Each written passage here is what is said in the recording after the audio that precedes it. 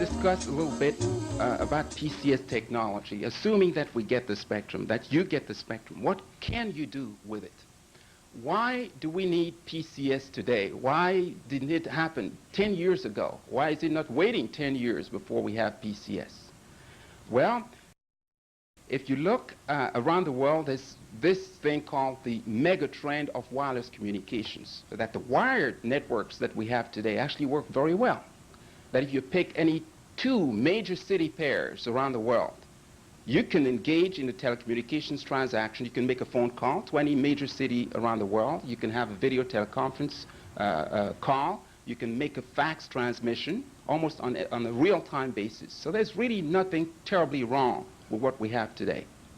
What has changed, though, is the paradigm shift from location connectivity to personal connectivity. And that is, when you consider a telephone number like 202-123-4576, and look at the structure of that telephone number, the 202 is called the area code, and it designates actually a state or a large area. That's a place. The next 3 digits are your local exchange number. That's another place. And the last 4 digits are your home, your office, or a specific location. So you see that the current wired network is structured to connect places to places, not people to people. And that is where the paradigm is shifting, that we don't want anymore to be, when I call you, that I'm really calling your home, not you. I'm calling your home hoping that you're there. When I call your office, I call a place hoping that you're there.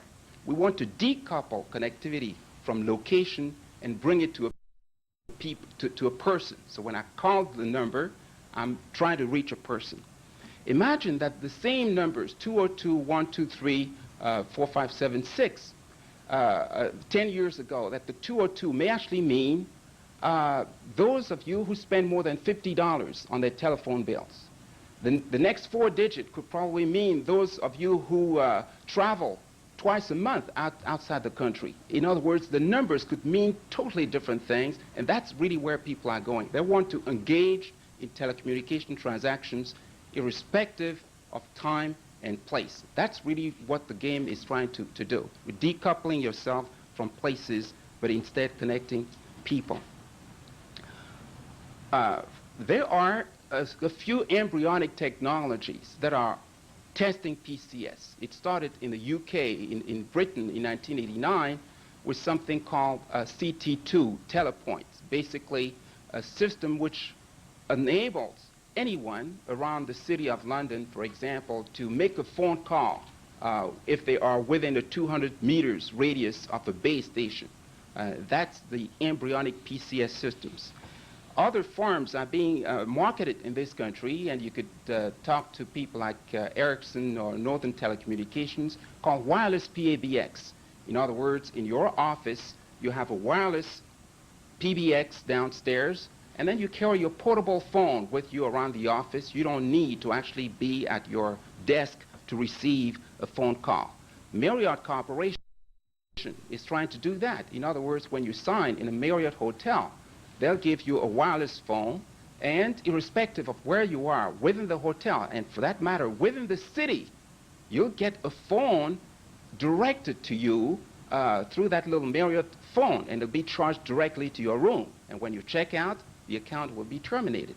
And you can have those kinds of embryonic low-cost systems through, of course, the PCS we're talking about here, and eventually to the global satellite networks called the low Earth orbiting satellite systems, or LEOs, which will enable you to actually engage in a communications with any other individual anywhere on the surface of the Earth, because these satellites will literally blanket the planet Earth with telecommunication repeaters. So we'll be covered totally by telecommunications. Finally, why should you, as a member of a small business group, of a minority of women, participate in this revolution? Let me advance a proposition which may not be bought, but I will try anyway. And that is that if you consider the 20th century, I would probably characterize it as the century of manufacturing and labels. In other words, most of us here are willing to wait for 2 weeks, maybe 3 weeks, to get out the product which carries the labels that we're interested in, i.e. an IBM computer instead of a clone, or maybe this pair of shoes or jeans or suit instead of a clone. We're willing to wait for label. And in that kind of an environment, we actually just need a few group of managers and leaders understand the value of information. Once we've established the manufacturing process, then basically it becomes a blueprint and anybody else can reproduce that product. That's what I mean by building cars, building bicycles, building shoes, building shirts. But as we move towards the 21st century, that will change. That it will no longer be the century of labels and manufacturing and products. It will be the age of information. And those who will make it are those people who not only have access to information, but those who can process the information and deliver that information at the right time. As such, you see that in this kind of an environment, waiting for 2 months to get a piece of information is absolutely useless. You'll be out of the game. You need to get access to the information, you need to process that information, and you need to send that information at the right place at the right time. And that is the new fault line. And that is why I think you should participate in this wireless telecommunications revolution, because that is the new frontier of redefinition of social status, of wealth, of power, of all those kinds of things that we have been referring to in previous speeches.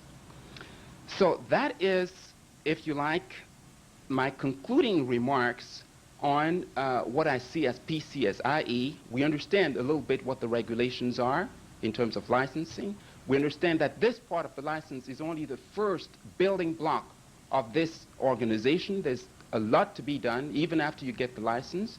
And the fact that you cannot afford not to be part of this telecommunications revolution, because it is redefining, as I said, new rules. And if you want to play that game, you have to get into it right now.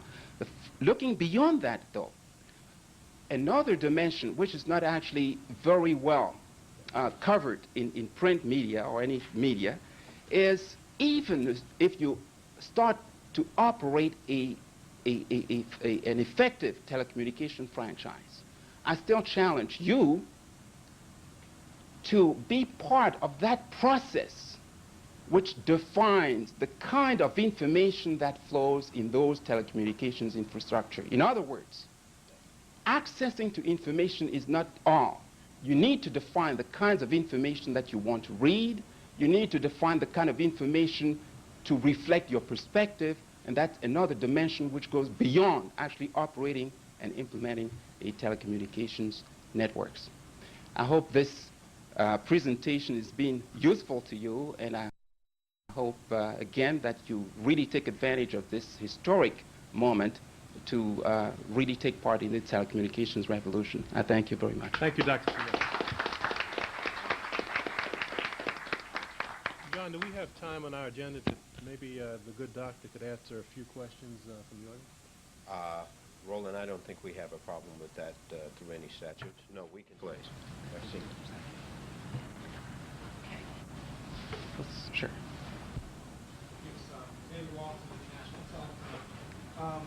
Could you speak a little bit about IVDS and specifically what types of, how that technology will play in the future, the opportunity with the licensing and how that fits in the overall communications industry?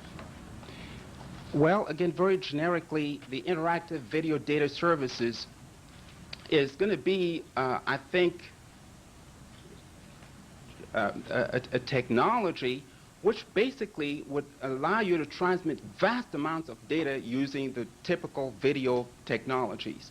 I saw a little program which was demonstrated by the BBC in their program called Tomorrow's World, maybe about 2 years ago. The ability to send in a few seconds the whole Encyclopedia Britannica over the air using that technology in a matter of seconds.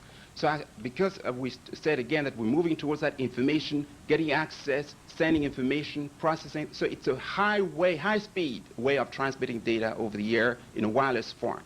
Now, I think John mentioned earlier some of the incentives that are in place to help small businesses get into the game or purchase some of the licenses there, and John can probably address the incentives a little better than I can.